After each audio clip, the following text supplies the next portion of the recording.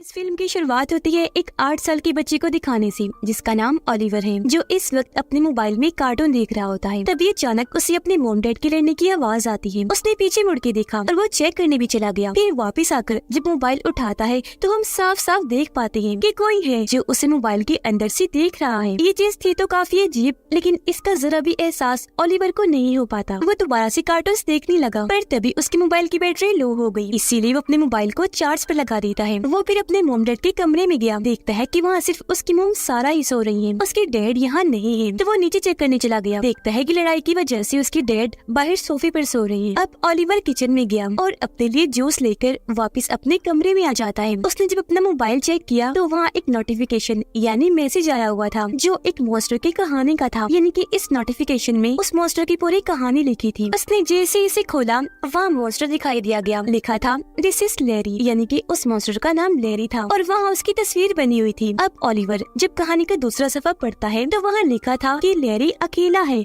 और उसे बस एक दोस्त चाहिए। वो कहानी पढ़ ही रहा था कि तभी अचानक लाइट्स जलने बुझने लगती हैं और एक ही झटके में बंद हो जाती है। ये देखकर ओलिवर घबरा गया। वो जल्दी से उठा, दरवाजा बंद करके जल्दी से अपने बिस्तर पर आ गया। उसने चादर अपने ऊपर कर ली। वो काफी डर गया था, जोर जोर से हाँफने लगता है। उसका डर और बढ़ गया जब उसे इस बात का एहसास हुआ कि कमरे में कोई आ रहा है। उसकी हालत खराब हो गई, लेकिन फिर भी हिम्मत करके उसने चादर हटाकर देख ही लिया। वहाँ बाहर उसे फोन वाले मॉन्स्टर यानी लैरी की होने का एहसास हुआ, जो झट से दरवाजा खोलकर कमरे के अंदर आ गया। ओलिवर बहुत डर गया, जोर जोर से चिल्लाने लगता है। उसकी आवाज से उसकी मॉम सारा की आँख खुल गई और वो फौरन उसके कमरे में आ गई। देखती है कि वो इतना घबराया हुआ है तो वो उसे शांत करती है। यहाँ हम जान पाए कि ओलिवर के साथ एक मसला है। वो ऐसे डायरेक्ट किसी से नॉर्मली बात नहीं कर सकता, बल्कि उसे बात करने के लिए, अपनी बात समझाने के लिए गैजेट्स जैसे कि मोबाइल टैब्स की जरूरत पड़ती है। अब वो फोन पर अपनी मॉम को लिख के बताता है कि घर में कोई है, मैंने किसी को देखा है। जो पढ़ के उसकी मॉम को लगा कि जरूर इसने कोई बुरा सपना देखा है, जब ये ऐसी बातें कर रहा है। इसीलिए वो उसे समझाकर किसी तरह सुला देती है। अगली सुबह उसकी मॉम सारा ने अपने हस्बैंड को भी बता दिया कि रात ओलिवर बहुत डरा हुआ था, कह रहा था कि घर में कोई है, पर उसके हस्बैंड को भी यही लगता है कि उसने कोई बुरा सपना ही देखा होगा। इतनी ही देर में यहाँ ओलिवर भी आ गया। उसके डैड उसके साथ नॉर्मल बच्चों की तरह खेलने लगते हैं, मस्ती करने लगे ताकि वो भी बाकी बच्चों की तरह हो जाए। अब ओलिवर हमेशा अपने डैड से ठीक से बगैर डरे आंखों में आंखें डाल के बात करता था, जबकि सारा से वो ठीक से आंखों में देखकर बात नहीं कर सकता था। घबराता था क्योंकि वो उसकी ज्यादा ही फिक्र करती थी ताकि वो भी बाकी बच्चों की तरह नॉर्मल हो जाए। उसके इतना फिक्र करने की वजह से ही ओलिवर को डर लगता था कि कहीं मुझसे या मेरी मॉम से कोई गलती ना हो जाए। हमेशा उससे बात करने में हिचकिचाता था। अगले दिन ओलिवर स्कूल जाता है, जहाँ टीचर उसे कुछ सवाल पूछता है, जिसका जवाब ओलिवर मोबाइल के जरिए देता है। ये देखकर एक बच्चा जो पहले ओलिवर का दोस्त ही था, उसे जलन होती है क्योंकि स्कूल में मोबाइल इस्तेमाल करने की इजाजत बस उसे ही थी। इसलिए वो बच्चा टीचर से पूछ लेता है कि आखिर ओलिवर के साथ ही इतने अच्छे से क्यों पेश आया जाता है। वो तो मौज में है, मोबाइल भी इस्तेमाल कर सकता है, आखिर ऐसा क्यों है। जो सुनकर साथ बैठे स्टूडेंट जवाब देती है क्योंकि ओलिवर को एक मसला है, वो किसी से बात नहीं कर सकता। अपनी बात करने के लिए उसे मोबाइल की जरूरत है, इसलिए। जो सुनकर सारे बच्चे उस बच्चे पर हंसने लगे। इससे उस बच्चे को इतना बुरा लगा कि वो ओलिवर की तरफ देखकर घूरने लगता है क्योंकि उसे ओलिवर पर बहुत गुस्सा आ रहा था। स्कूल खत्म होने के बाद ओलिवर एक जगह पर बैठकर अपने मॉम के आने का इंतजार कर रहा था, जहाँ तभी एक बच्चा आकर उसे कहता है, चलो ओलिवर आ जाओ, ग्राउंड में खेलने चलते हैं। अब क्योंकि ओलिवर का कोई दोस्त नहीं था, ऊपर से वो बोर भी हो रहा था, इसीलिए वो ग्राउंड में खेलने चला जाता है। जहाँ तभी वो बच्चा जो ओलिवर से जेलस होता है, यानी क्लास वाला शरारती बच्चा, वो और उसका दोस्त भी आ जाते हैं क्योंकि जो बच्चा ओलिवर को यहाँ लाया था वो इनका दोस्त था। अब तीनों एक साथ हो गए थे, इसीलिए वो उसके साथ खेलने की बजाय उसे परेशान करने लगते हैं। शरारती बच्चे को तो ओलिवर पर इतना गुस्सा था कि वो उसका मोबाइल छीनकर दूर फेंक देता है, जिससे उसका फोन खेतों में कहीं दूर जाके गिरता है। ये करने के बाद वो तीनों बच्चे वहाँ से भाग जाते हैं, जबकि बेचारा ओलिवर इतना घबरा गया कि उस तरफ भागता है जहाँ उसका मोबाइल गिराया था। वो अपना मोबाइल हर जगह ढूंढता है, लेकिन वो उसे कहीं भी नहीं मिलता। अब ओलिवर का इलाज एक दिमाग की डॉक्टर कर रही थी, इसलिए सारा आज उसे चेकअप के लिए ले जाती है। डॉक्टर ओलिवर से बात करने की कोशिश करती है, पर अब भी वो ठीक से जवाब नहीं देता। तो डॉक्टर सारा को कहती है कि अभी इसकी बात करने में टाइम लगेगा और अगर इसे जल्द ठीक करना है ताकि बाकी बच्चों की तरह नॉर्मल हो जाए, तो इसे इसके जैसे बच्चों के साथ साथ टाइम गुजारना होगा ताकि उनकी आदतें हर चीज ये भी अपना ले। यहाँ पेंटिंग से ओलिवर लिख के बताता है कि मेरा मोबाइल खेतों में गुम हो गया है, जिसके बाद वो एक दूसरी पेंटिंग बनाता है जो थी मॉन्स्टर लैरी की। ये देखकर सारा को अजीब तो लगा पर वो इस पर ध्यान नहीं देती। अब सारा ओलिवर को शॉपिंग करवाने मॉल में लेकर जाती है। ओलिवर खेलते हुए जैसे जैसे आगे बढ़ रहा था वहाँ रखे सभी फोन्स और टैब्स अपने आप ही ऑन हो रही थी, जो चीज काफी अजीब थी। ओलिवर ने भी इस चीज को महसूस कर लिया था पर वो अभी देख ही रहा था कि तभी सारा वहाँ आकर उसे अपने साथ ले जाती है। अब हम ओलिवर के डैड को देखते हैं जो पार्किंग गैराज में गार्ड की नौकरी करता है। उसके पास लेजर मीटर था। इस लेजर मीटर को किसी भी चीज पर चलाने से पता चलता है कि वो चीज कितनी दूरी के फासले पर है, जो लेजर बताती है। अपने केबिन में साफ सफाई करते हुए उसे एक बॉक्स मिलता है। उसने जब बॉक्स खोला तो अंदर से आईपैड निकलता है। वो जैसे आईपैड को ऑन करता है वहाँ की लाइट्स जलने बुझने लगती है, जिसके साथ ही लाइट्स बंद हो जाती है और केबिन का दरवाजा अपने आप ही खुल जाता है। बाहर भी अचानक तेज हवाएं चलने लगी थी, जिस वजह से केबिन के सारे कागज उड़ के बाहर चले जाते हैं। अब उसे लगा कि शायद लाइट में कोई खराबी हो गई है, तो कुर्सी पर चढ़ के वो लाइट ठीक करने की कोशिश करता है। जहाँ हम उसके पीछे बाहर उन कागजों को उड़ता हुआ देखते हैं, जो अचानक ही एक साथ जुड़ के एक मॉन्स्टर की शक्ल ले लेते हैं। वहाँ पूरा मॉन्स्टर बन गया था जो उसे लगातार घूरे ही जा रहा था। अब तभी अचानक लाइट ठीक हो गई। वो नीचे उतरकर जैसे बाहर देखता है उससे पहले ही सारे कागज वापिस से नॉर्मल होकर उड़ने लगते हैं। इसके बाद ओलिवर के डैड घर आ गए, जहाँ वो आईपैड ओलिवर को गिफ्ट दे देते हैं। वो जब अंदर गया तो उसके मॉम डैड आपस में बात करने लगी, जिस दौरान उनकी बहस हो गई। इस रोज रोज के झगड़े से तंग आकर वो फैसला करते हैं कि हमें कुछ दिन एक दूसरे से दूर रहना चाहिए ताकि सब ठीक हो जाए, क्योंकि हमारी बिल्कुल नहीं बन रही, लड़ाइयाँ ज्यादा ही हो रही हैं, हम एक दूसरे के हिसाब से नहीं सोच पा रहे। इसलिए ओलिवर के डैड घर छोड़ के चले जाते हैं। ओलिवर को आईपैड बहुत पसंद आया। वो उसके कैमरा में अजीब तरह के ड्रोन फिल्टर लगाकर तस्वीरें बना रहा था, जिस दौरान उसे अपने चेहरे के पास किसी और का चेहरा भी दिखता है। ये देखकर वो बहुत डर गया। वो आईपैड को साइड में करके पीछे मुड़ के देखता है पर वहाँ कोई भी नहीं होता। अगली सुबह ओलिवर अपने आईपैड पे लिखता है क्या पापा चले गए। जी हाँ, तभी अचानक आईपैड पर भी मॉन्स्टर लैरी की कहानी का नोटिफिकेशन आ जाता है। ये देखकर ओलिवर इतना डर गया कि जोर से आईपैड गिरा देता है, क्योंकि पहले ये नोटिफिकेशन उसके मोबाइल में और अब यहाँ भी आ गया था। अचानक ये कहानी अपने आप ही खुल गई, जिसमें लैरी कह रहा था कि मैं तुम्हारा दोस्त बनना चाहता हूँ, करोगे दोस्ती। जिस वजह से ओलिवर इतना डर गया कि आईपैड को अपने कमरे में रखी अलमारी में छुपा देता है। अब सारा ओलिवर को जाके बताती है कि जैसा कि डॉक्टर ने कहा है तुमने अपने जैसे बच्चों के साथ वक्त गुजारना है, इसलिए आज रात तुम्हारे कुछ दोस्त तुम्हारे साथ रात गुजारने आ रहे हैं। कुछ ही देर में यहाँ सारा की दोस्त आ गई, जो उस शरारती बच्चे की मॉम थी जो ओलिवर से जेलस हुआ करता था। वो यहाँ अपने बच्चे को इसलिए लाई थी क्योंकि जैसा कि मैंने आपको बताया पहले वो दोस्त हुआ करते थे। वो 3 बच्चों को यहाँ छोड़ के चली जाती है। सारे बच्चे कमरे में जाकर पहले तो बहुत खेलते हैं, खूब मस्ती करते हैं, लेकिन जब थकने लगे तो सोने लगते हैं। ओलिवर जब सोने के लिए लेटा तो उसकी नजर अलमारी पर गई, जिसे देखकर वो अजीब सी आवाजें निकालने लगता है, क्योंकि ये बच्चे उसे तंग करते थे। तो आज उसे आईपैड के साथ साथ इन तीनों बच्चों से भी डर लग रहा था। उसकी ऐसी आवाजें सुनकर तीनों बच्चे उठ जाते हैं। शरारती बच्चा ओलिवर से पूछता है क्या हुआ, पर वो कोई जवाब नहीं देता। पर वो नोटिस कर लेता है कि ओलिवर बार बार अलमारी की तरफ देख रहा है, तो चेक करने के लिए वो अलमारी खोलता है, जहाँ से उसे आईपैड मिल गया, जिसमें अभी भी लैरी की कहानी खुली हुई थी। शरारती बच्चा उस कहानी को पढ़ने लगा। ओलिवर को डर लग रहा था, वो चाहता था कि ये कहानी को ना पढ़े, इसलिए वो उसे आईपैड लेने की कोशिश करता है, लेकिन वो दूर भागकर एक जगह पर आकर कहानी पढ़ना शुरू कर देता है, जिसमें लिखा था कि मैं लैरी हूँ और मैं बिल्कुल अकेला हूँ, मुझे एक दोस्त चाहिए। दिखने में मैं पतला और लंबा सा हूँ, लेकिन थोड़ा डरावना सा भी हूँ, और हाँ, मैं इस दुनिया का नहीं बल्कि दूसरी दुनिया का हूँ, जिसके बारे में किसी को भी नहीं पता।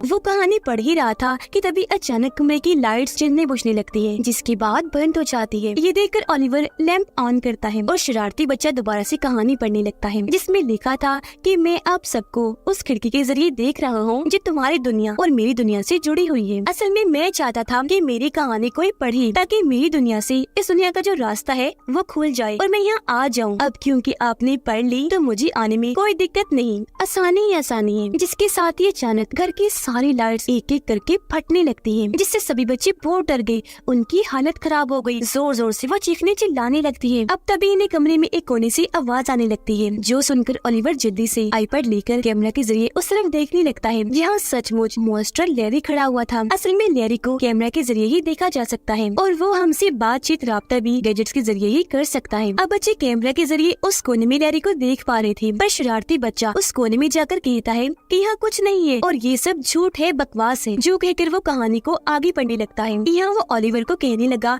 कि मैं जानता हूँ तुम अकेले हो और तुम्हें भी एक अच्छी दोस्त की जरूरत है, तो क्या तुम लैरी की दोस्त बनोगे? ये देखकर शरारती बच्चे को और गुस्सा आ गया। वो उस कोने में जाकर अपने दोस्तों को कहता है कि देखो यह सच में कोई नहीं है। अपनी मौजूदगी का एहसास करवाने के लिए लैरी एक टेबल को इधर से उधर कर देता है, जिससे बच्चे घबरा गए। जिसके बाद वो शरारती बच्चे के करीब आकर उसका गला दबाने की कोशिश करता है, जिससे वो इतना डर गया कि जोर से चीख मार देता है। उसे देखकर बाकी बच्चे भी डर गए, जोर से चिल्लाने लगते हैं, जिनकी आवाज सुनकर सारा जल्दी से यहाँ आ गई और बाकी बच्चों की मोम डैड को भी यहाँ बुला लेती है। वो लोग जब आए तो अपने बच्चों को इतना घबराया हुआ देखकर परेशान हो जाती है और उनसे पूछने लगती है कि क्या हुआ, आप लोग इतना घबराए हुए क्यों हो और तुम्हारा वो दोस्त इतना डरा सहमा क्यों है? इन्हें शरारती बच्चा, जिस पर एक बच्चा झूठ बोल देता है कि हम इसलिए डरे हुए हैं क्योंकि उसे ओलिवर ने मारा है, वो भी बुरी तरह। ये सुनकर सारे बच्चों के मोम डैड को ओलिवर और उसकी मोम पर बहुत गुस्सा आया, इसीलिए वो सारा को बुरा भला बोलकर वहाँ से चले जाते हैं। उनके जाने के बाद सारा ओलिवर से पूछती है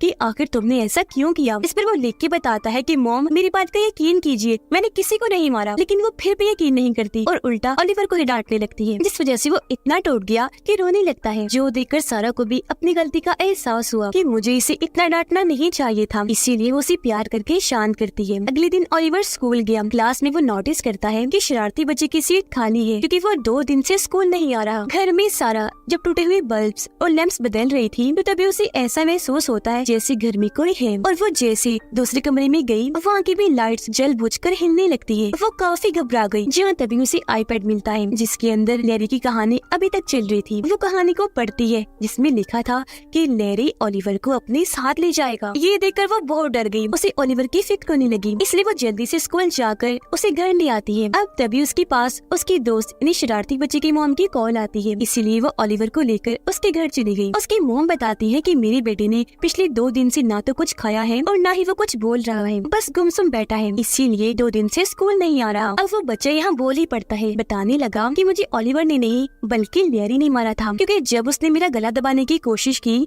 तो मैंने उसे महसूस भी किया और देखा भी था। ये सुनकर तो सारा और ज्यादा डर जाती है। उसे लगता है कि लैरी हमारे घर में है, तो अपना सारा सामान लेकर वो अपने हस्बैंड के घर चली जाती है जहाँ वो अकेला रह रहा था। सारा अपने हस्बैंड को इस सब के बारे में बता देती है, पर वो उसकी बातों का यकीन नहीं करता। उसे लगता है कि ये तो बस सारा का वहम है और कुछ नहीं। अब अगले दिन उसके डैड ओलिवर को भी अपने साथ काम पर ले जाते हैं। वहाँ वो ओलिवर का आईपैड लेते हैं जिसमें लैरी की कहानी चल रही थी, जिसे वो पढ़ने लगते हैं। इस बीच बाहर की लाइट जलने बुझने के बाद बंद हो जाती है, इसीलिए उसकी डैड लाइट ठीक करने कैबिन से बाहर चले जाती है। अब ओलिवर अकेला था, इसलिए उसे डर लग रहा था।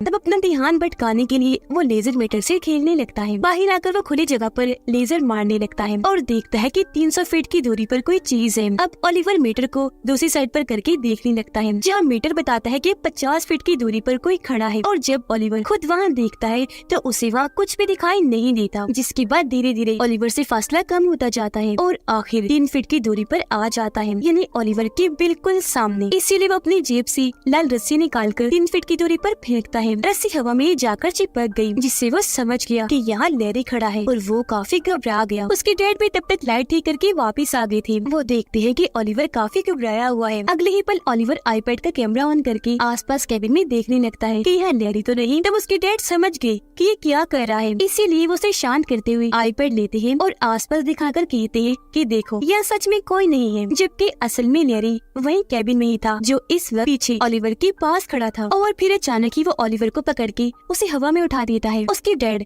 जब कैमरा से देख रही थी तो ग्लास की अक्स में वो ओलिवर को हवा में उठा हुआ देख लेते हैं। इससे वो इतना डर गए कि जल्दी से ओलिवर को पकड़ के उसे वहाँ से बाहर ले आते हैं। घर आकर ओलिवर अपने मॉम डैड को पेंटिंग के जरिए बताता है कि लैरी हमारी साथ वाली दुनिया में है, जो हमारी दुनिया में रोशनी की मदद से आ सकता है और बिजली से चलने वाले गैजेट्स की मदद से हमसे जुड़ सकता है। ये जानते ही दोनों उस आईपैड को ही तोड़ देते हैं। अगले दिन ओलिवर जब स्कूल में था तो वहाँ शरारती बच्चा आकर बताता है कि तुम्हारे मॉम ने कहा था कि तुम मेरे दोस्त बनना नहीं चाहते, क्या ऐसा ही है? आखिर क्यों तुम मुझसे दोस्ती करना नहीं चाहते, जबकि पहले हम इतने अच्छे दोस्त हुआ करते थे। तब ओलिवर उसे बताता है कि ये झूठ है, मैंने ऐसी कोई बात नहीं की। असल में जब सारा और उसकी दोस्त इस बच्चे की मॉम की लड़ाई हुई थी तब सारा ने उसे गुस्से में कह दिया था कि मेरा बेटा ओलिवर तुम्हारे बेटे से दोबारा कभी दोस्ती नहीं करेगा, जिस वजह से इस बच्चे को गुस्सा था, इसीलिए वो हमेशा ओलिवर को परेशान करता था, उससे दोस्ती करना नहीं चाहता था। पर आज सब सच जानने के बाद दोनों फिर से अच्छे अच्छे दोस्त बन जाते हैं। अब रात की वक्त जब ओलिवर के डैड अपने कैबिन में थे तो उनकी मोबाइल में भी लैरी की कहानी अपने आप ही खुल जाती है। वो मोबाइल लेते हैं और इस कहानी को पढ़ना शुरू कर देते हैं। जहाँ एक सफ़े पर उन्हें धमकी भरा मैसेज दिखता है कि जो कोई भी मुझे मेरे दोस्त से मिलने से रोकेगा मैं उसे चांद से मार डालूंगा। इसी के साथ कैबिन की दरवाजे अपने आप ही बंद हो जाती है, साथ ही सारी लाइट्स भी ऑफ हो गई थी। ओलिवर के डैड अपने मोबाइल के जरिए जब कैबिन में देखते हैं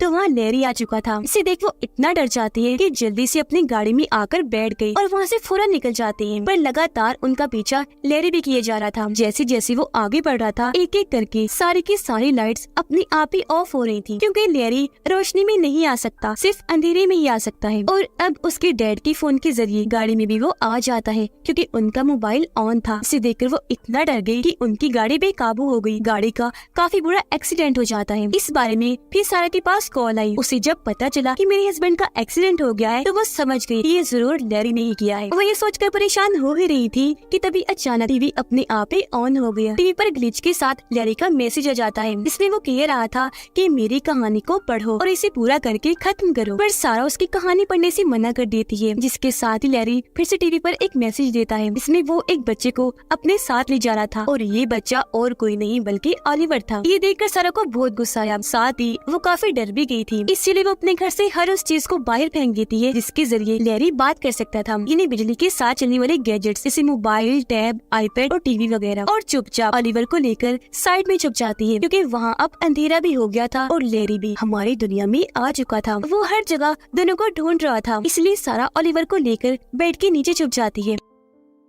यह ओलिवर अपनी मॉम को लेके कहता है कि ये सब आपकी वजह से हुआ क्योंकि आपने झूठ बोलकर मुझसे मेरा दोस्त छीन लिया था, यानी वो शरारती बच्चा जिसके बाद में अकेला पड़ गया और इस सब की शुरुआत हुई क्योंकि लैरी भी अकेला था और उसे मेरे जैसे अकेला इंसान चाहिए था। ये जानकर सारा उसे माफी मांगती है, कहने लगी कि बेटा ये सब तो मैं तुम्हारी हिफाजत करने के लिए कर रही थी, पर तुम फिक्र ना करो, सब ठीक हो जाएगा। उन्हें ढूंढते हुए लैरी उस बेड के ऊपर आ गया। वो दोनों नहीं मिले थे तो बस जाने ही वाला था कि तभी डर की वजह से ओलिवर जोरदार चीख मार देता है, जिससे लैरी को पता चल गया कि दोनों बेड के नीचे छुपे हुए हैं। इसीलिए वो भी नीचे आकर बुरी तरह इन पर हमला कर देता है। यह हम पहली बार उसे देख पाए, वो बहुत ही भयानक था। पर सारा ओलिवर को लेकर जल्दी से बाहर निकल जाती है। बाहर आने के बाद ओलिवर अपने बेसबॉल बैट से घर के सारी लाइट्स तोड़ देता है क्योंकि वो बिजली से चल रही थी और बिजली की तारें भी काट देता है क्योंकि लैरी वहीं आ सकता था जहाँ बिजली या बिजली से चलने वाली चीजें होती है, या फिर अंधेरे में, वो भी तब जब वहाँ बिजली हो। जिसके साथ ही लैरी के जिस्म में करंट दौड़ने लगा और वो वहाँ से गायब हो जाता है। अब सारा और ओलिवर दोनों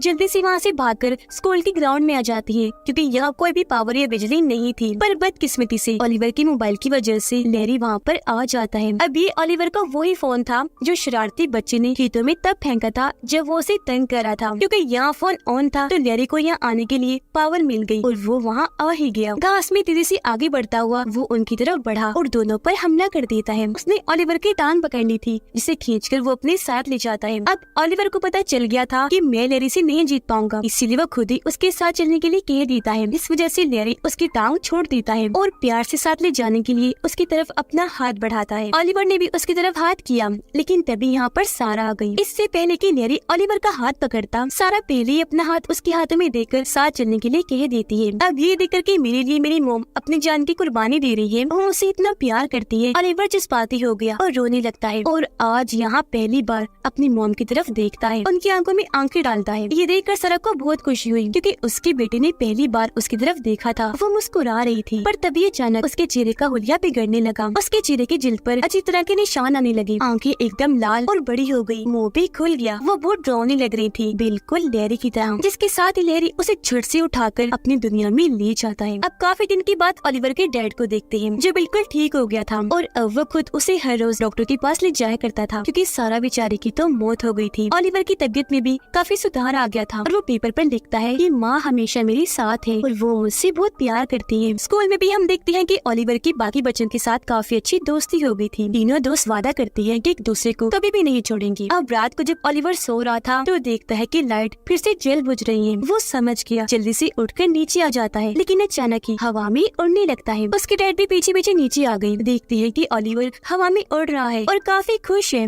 ये देखकर उसकी डैड जल्दी से अपना फोन निकाल कर चेक करने लगी। देखते हैं कि ओलिवर के साथ उसकी मॉम सारा की आत्मा है जो अपने बेटे ओलिवर के साथ खेल रही है, उसे झुला रही है। मरने के बाद भी माँ और बेटे का इतना प्यार देखकर उसकी डैड काफी जज्बाती हो गई। इस वजह से उनकी आंखों में आंसू आ जाते हैं और ओलिवर की खुशी का तो कोई ठिकाना ही नहीं रहता, क्योंकि उसे यकीन था कि मेरी माँ उसे इतना प्यार करती है कि हर पल मेरे साथ है। इसी के साथ इस फिल्म की कहानी इधर ही खत्म हो जाती है।